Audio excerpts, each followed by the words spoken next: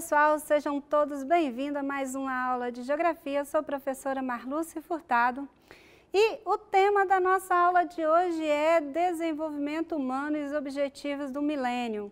Então, nós vamos observar hoje como surgiu o termo desenvolvimento e entender quais são os objetivos propostos para reduzir as desigualdades sociais no mundo.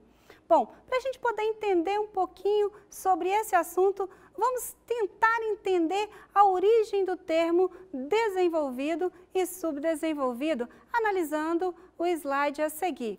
Observe o mapa. Então, pessoal, vocês estão observando nesse mapa que o mundo ele aparece dividido basicamente em três conjuntos de países. Os países do mundo desenvolvido, que nós chamamos de primeiro mundo, o grupo de países subdesenvolvidos, que nós vamos chamar de terceiro mundo, e o grupo de países socialistas, que nós vamos chamar de segundo mundo. Então, venha comigo, pessoal. Olha bem, se vocês assistiram a aula sobre globalização e seus principais fluxos, você observou que antes do processo de globalização, o planeta Terra era dividido em vários mundos. E esses mundos, eles passaram a ser conectados a partir da evolução dos meios de comunicação e dos meios de transporte. Bom, não que o mundo socialista e o mundo capitalista, desenvolvido e subdesenvolvido, estivessem desconectados, mas eles tinham uma estrutura de organização muito própria de cada realidade. Então, por isso, nós vamos dizer que eram mundos diferentes. Bom, acontece que durante o período da Segunda Guerra Mundial, nós vamos começar a classificar os países como países desenvolvidos mais ricos e os países menos desenvolvidos mais pobres.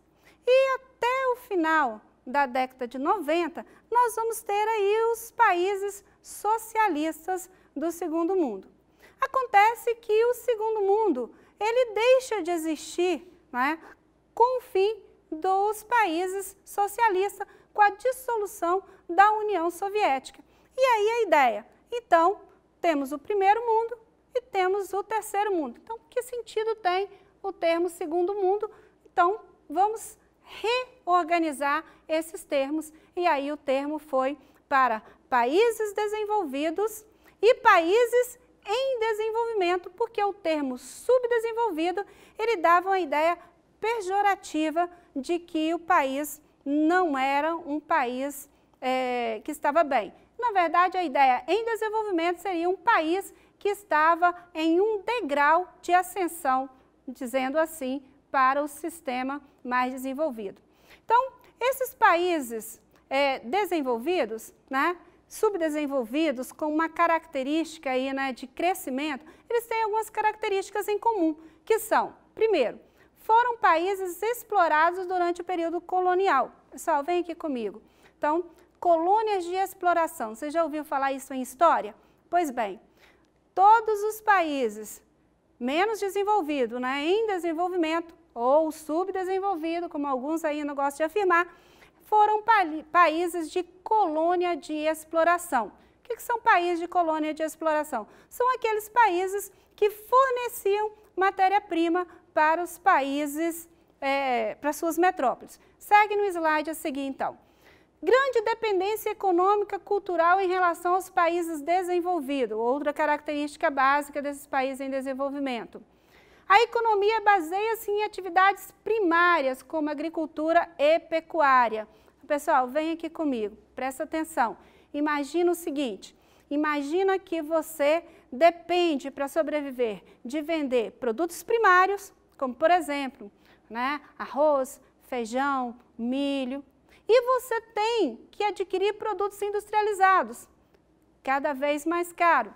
Nessa balança comercial, é claro que você, que está vendendo produtos primários, está em desvantagem. Então, nesse caso, esses países, eles se encontram em desvantagem econômica porque dependem a sua balança comercial de produtos de menor valor agregado. Então, continua comigo no slide. Outra característica, muitos trabalhadores alocados no mercado informal e em subempregos. Centros urbanos com crescentes e acelerados crescimento, né, com uma infraestrutura deficiente. Vem comigo, pessoal, olha bem. Centros urbanos crescendo de forma desenfreada. O que significa isso? Principalmente em países que começaram a modernizar as suas atividades econômicas e possibilitou um fluxo de pessoas muito grande dentro do seu território. Esse fluxo de pessoas fez com que houvesse um acelerado crescimento da área urbana. Porém, a área urbana nem sempre teve a estrutura, a infraestrutura necessária para atender essa população, resultando aí em alguns problemas sérios. Retorna comigo no slide, então. O outro item é desigualdade social significativa, com grandes distâncias entre ricos e pobres. Então, pessoal, vem comigo. Olha bem, esse seria um grande problema dos países em desenvolvimento, principalmente os países emergentes. A sua grande desigualdade social, onde você tem um grupo de pessoas que domina boa parte da economia e você tem a maior parte da população vivendo aí, né, de forma desfavorável. Então, é um problema que, infelizmente, ainda não foi resolvido dentro do processo, né, de globalização mundial, como nós já vimos na aula anterior. Bom, pessoal, então, nós vamos ter dentro desses grupos de países em desenvolvimento um grupo que chama a atenção, os chamados países emergentes. Observe comigo no slide a seguir. Bom, o que são esses países emergentes? São países em desenvolvimento, mas que demonstraram nos últimos anos um parque industrial dinâmico. Então, vem aqui, pessoal, olha bem, o que seria um parque industrial dinâmico? O setor secundário desses países tem crescido muito, porém, muito dessas indústrias ou são estatais ou são empresas que vieram de outros países, as multinacionais, as transnacionais. Então, ele tem uma dependência muito grande, ou de capital do próprio governo, ou de capital especulativo, muitas vezes, e também de investidores de outros países, né, que veem nesses países emergentes um bom local para poder ter um bom lucro. Continuando no slide a seguir, nós vamos ver também, nesses países emergentes, um crescimento do PIB significativo e também grandes desigualdades sociais, como nós já falamos anteriormente. Bom, desses países emergentes, né, destacamos alguns ali, mas podemos observar que o Brasil faz parte, aí, junto com a Argentina e o México, na América Latina, desses países emergentes, apesar dos três já terem sofrido algumas crises relacionadas ao capital especulativo, como nós vimos na aula anterior. Bom, pessoal, vem aqui então comigo. Vamos observar que essas características, elas são definidas por diversos critérios. Nós não temos um critério fixo, acabado, para a classificação dos países. Você pode classificar um país observando critérios econômicos, você pode caracterizar os países por critérios sociais, mas você também pode utilizar os dois critérios nessa mesma classificação. Nós vamos observar um mapa agora dividindo os países do mundo numa classificação econômica. Venha comigo no slide a seguir. Essa classificação, né, ela foi feita por uma empresa britânica que analisou o desempenho econômico de países e empresas no mundo.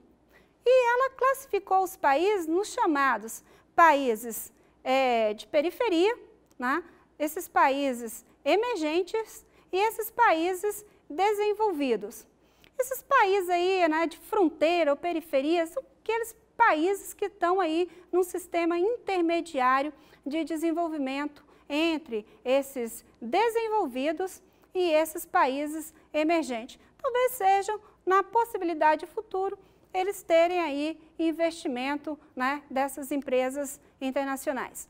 Bom, é claro que essas características, elas também podem ser feitas de uma outra forma, ou seja, vamos caracterizar os países agora levando em consideração outros fatores. Observe o slide a seguir, o fator, né, caracterizado aí pela ONU. Então, nós temos aí um mundo dividido já de forma diferente.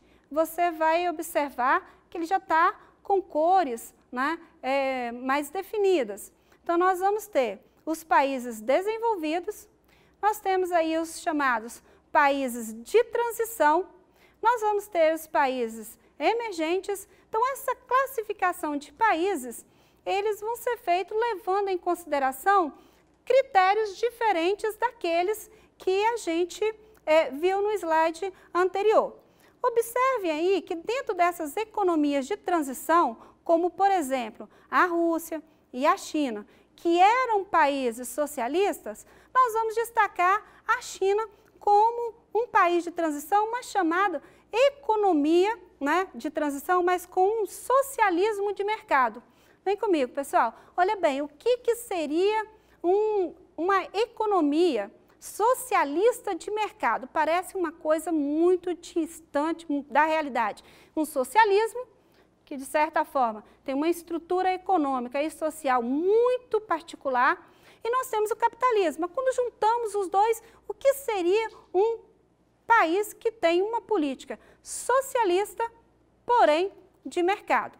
Bom, o que caracteriza o socialismo nesse país é a sua estrutura política. Nós vamos observar que eles ainda mantêm, né, um certo controle político por alguns grupos e as pessoas desses países não têm uma democracia, onde eles podem estar escolhendo os seus representantes.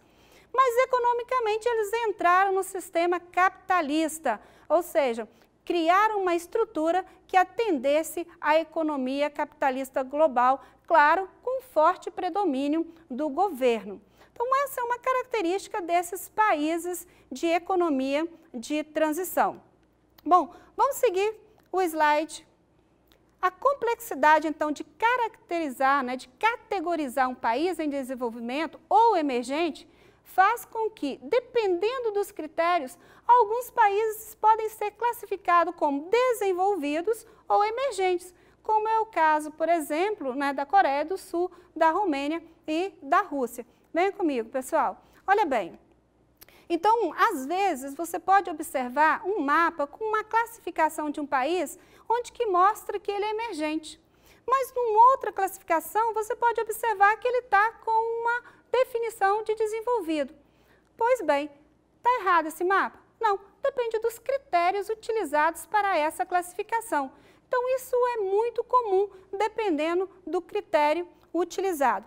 Nós vamos observar, por exemplo, tá, no slide a seguir, algumas dessas classificações, onde a gente pode observar aí, né, a tabela com um mapa, como é que esses países se comportam. Então, por exemplo, vamos observar na tabela, ali na primeira coluna, a Argentina. Observe que a Argentina, ela está classificada de acordo com critérios socioeconômicos como um país de renda elevada, então alta renda. Então, observe o Brasil, ele está classificado aí como um país de renda média alta. Agora observa no mapa, os dois países do mapa estão com a mesma classificação. Tá? Por que isso? Porque dentro dessa tabela foi utilizado outros critérios para poder compor essa classificação. Que critérios são esses? São critérios, por exemplo, do crescimento vegetativo, a mortalidade infantil e também o saneamento básico, nesse caso, em relação à distribuição de água tratada. Então, são elementos que foram utilizados nessa classificação. Então, pessoal, viu que não é uma coisa muito fácil, nem muito simples classificar esses países. Vamos revisar rapidinho, então, essa classificação.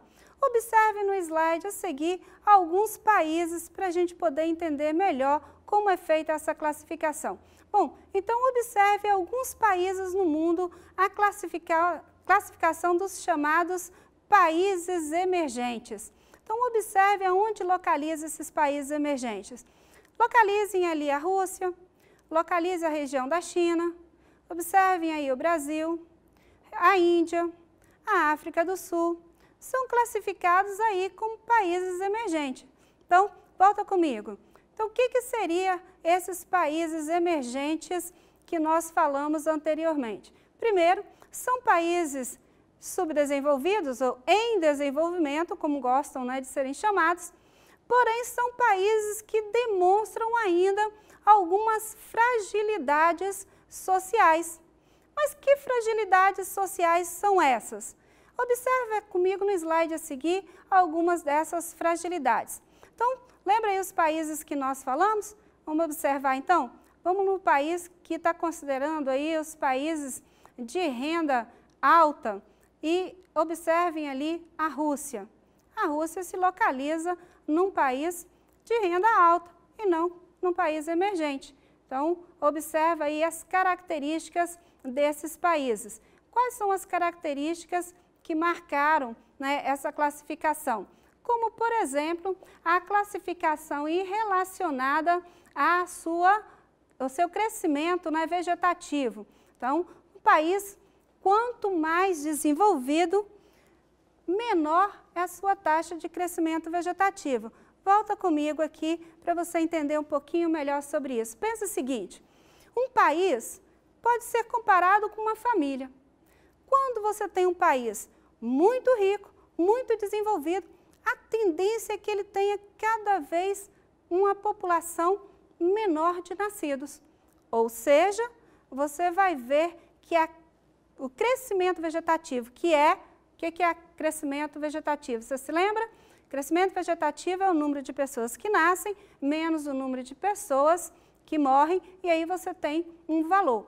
Quanto mais desenvolvido os países, menor é o seu crescimento vegetativo.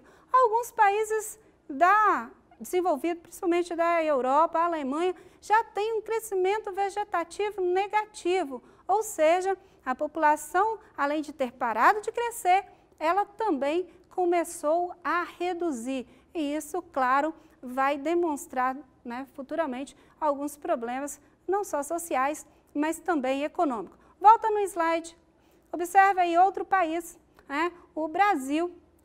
Lembra? O Brasil, ele também é considerado como país emergente. Olha o crescimento vegetativo dele ali, de 1. Olha a África do Sul, outro país emergente, crescimento vegetativo. Então, observe que esses crescimentos vegetativos ali já, né, se parecem, né, um com o outro, o Brasil e a África do Sul. Tá? Então, isso são, pessoal, venham comigo, isso é uma característica utilizada nessa classificação. Mas apenas essa? Não. Vamos observar na outra coluna outra característica. Volta no slide, então. Então, observe no slide, né, os mesmos países, a mortalidade infantil. Então, observe que a mortalidade infantil da Rússia, nós temos aí 10, né, por 1000, ou seja, né, 10 crianças por 1000 morrem antes de completar 5 anos. Agora, volta ali no Brasil, né, olha como o Brasil se encontra, 16 por 1000 e a África, 41 por 1000. Retorna comigo, pessoal. Vocês observaram, então, há uma diferença muito grande em relação a esse critério nessa classificação? Você observa aí que esse critério tem muito a ver e diz muito sobre não só os aspectos sociais do país, mas também em relação aos seus aspectos econômicos. Por exemplo, em relação à questão da mortalidade infantil. Por que uma criança tem uma probabilidade de morrer antes de completar 5 anos? Normalmente, alguns problemas, né, que a gente poderia enumerar, como falta de atendimento à mãe no período de gestação e também a falta de cuidado, principalmente vacinação e nutrição, nos primeiros anos de vida. Isso geralmente vai ser mais grave nos países mais pobres, que não têm uma política voltada ao atendimento desse público. Então, por isso, claro, essa característica acaba também influenciando nessa classificação. Vamos na última coluna, então? Vamos lá, a última coluna. Nós vamos ter aí o mesmo país, só que agora observando em relação à distribuição de água potável. Observa a Rússia, 97% da população tem água tratada, o Brasil está com 98% e a África com 93%. Então, essa é uma característica, venha pessoal, então observe que essa é uma característica que também interfere muito na qualidade de vida da população, tá? Então, essa aí é um pequeno exemplo dos critérios utilizados nessa classificação. Então, pessoal, estamos concluindo a nossa aula de hoje. Eu espero que você tenha entendido um pouquinho como é complexo classificar os países, levando em consideração aí critérios econômicos e sociais. Na próxima aula, nós vamos trabalhar um pouquinho mais esse assunto, falando sobre os objetivos do milênio. Espero que vocês tenham gostado da aula e aguardo vocês na próxima. Boa semana a todos!